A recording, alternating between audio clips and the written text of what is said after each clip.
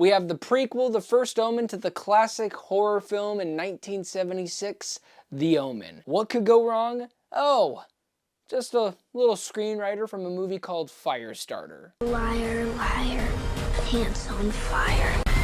You gotta be kidding me. Great!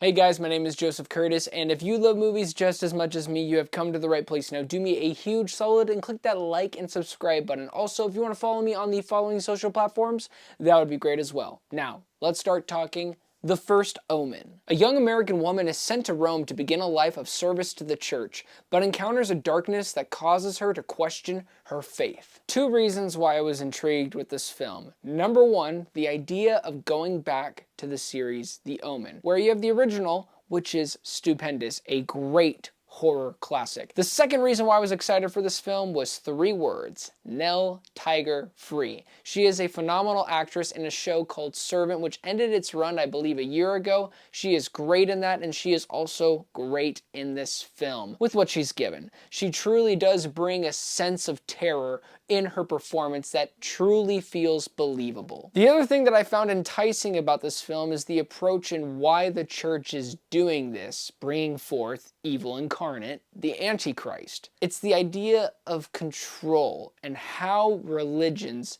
can use that idea of control to manipulate their own agendas. Another thing that I found to be quite excellent is the score. Haunting, not just these really creepy visuals that happen throughout the film, but it's with the performance of Nell, Tiger, Free and those visuals, but the thing that truly just brings even more of an atmospheric approach of terror and dread is the score. With all that said and done though, the idea of this film sounds intriguing, has a great lead, some decent jump scares here and there, but what doesn't give is the script. This movie just felt so boring at times. For majority of the screen time that we have with these characters, there's really nothing happening that makes these characters stand out other than the idea of, oh, the Antichrist is coming. Who is bringing forth the Antichrist? Is it this person? Is it that person? With all of this building up, you know exactly where the movie is going. So not only do you have a bland script,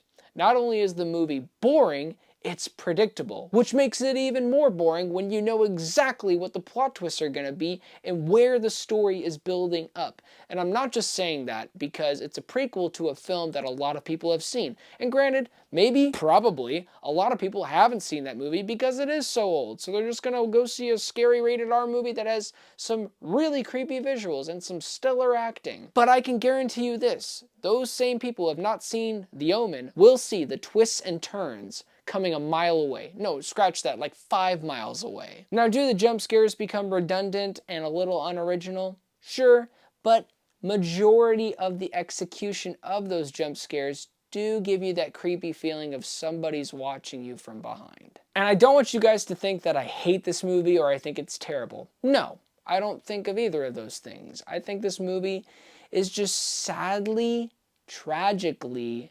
underdeveloped. Overall, The First Omen has a great premise to build upon, and where it leads off has me somewhat intrigued to see where it could go. But sadly, this film is held down by a bland script and poor pacing until you get to the crazy third act. Bottom line, The First Omen was boring and predictable, so I'm going to give it a 5 out of 10.